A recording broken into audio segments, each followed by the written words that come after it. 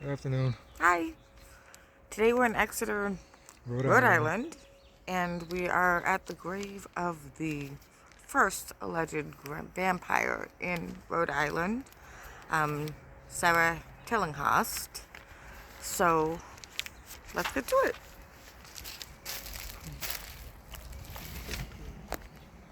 Sarah Tillinghast is the daughter of Stutley and Honor Tillinghast, born in October 10th, 1777. Stutley had a dream, the tale goes, that he was sitting on a hillside and he had this huge orchard.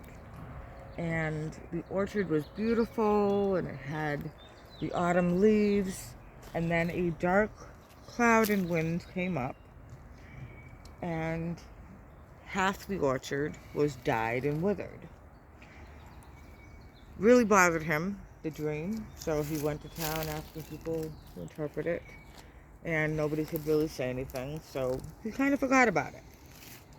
A few months later, his daughter, who was an aloof girl, used to visit cemeteries and just read a lot of poetry and stuff. She came home sick from one of her little daily Adventures. back in these days. It was consumption or tuberculosis, and they didn't know what it was. They just know that Sarah got sick and she died a few days later at the age of 19. Called it consumption. A few days later, her brother James became sick, and James was 9 at the time. And James started having the same illness, but James would say that his sister Sarah would come visit him and either place her hand on his chest or something, and he felt really ill. James died shortly after that. A little bit later, 2 more of the Tillinghast children got sick, and they all told the same story, that Sarah would come visit them at nighttime, and she would tell them that, she was cold, she needed them to stay warm. The mother, Honor Tillinghast, got sick, and she swore to her husband that her children were calling out for her, and that Sarah actually would come and visit her and tell her that she was lonely and cold, and wouldn't she come with her.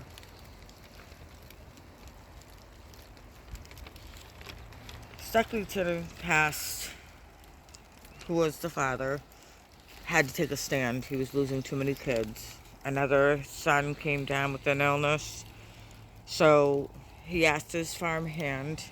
The name is either Caleb or Jeremiah, depending on how the story goes.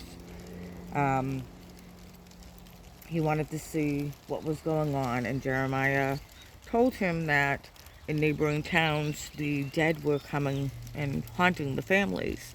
So with the help of the farmhand, he went and dug up the graves of his children who had passed, and they started from the newly acquired death up until the first one, which was Sarah.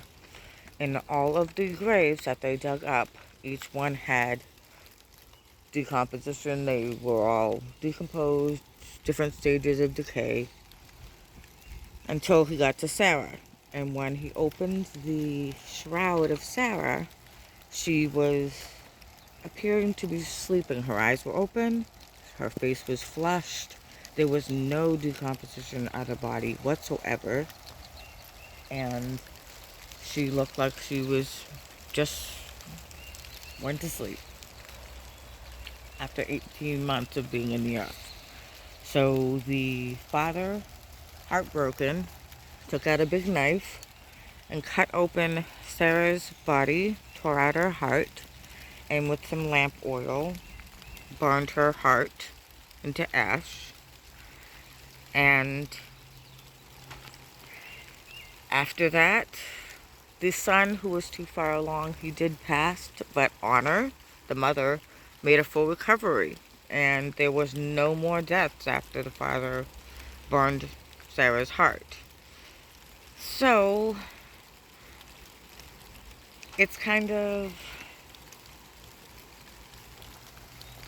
So the legend goes she that passed away. When she passed away, she wasn't decomposed.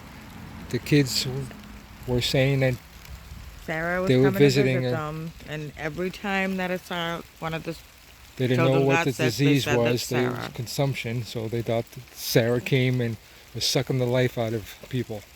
Yeah. That's why they cut open her heart and burned it, and that's how the legend goes. So one of these unmarked graves is actually Sarah. The little ones. None of them were really marked.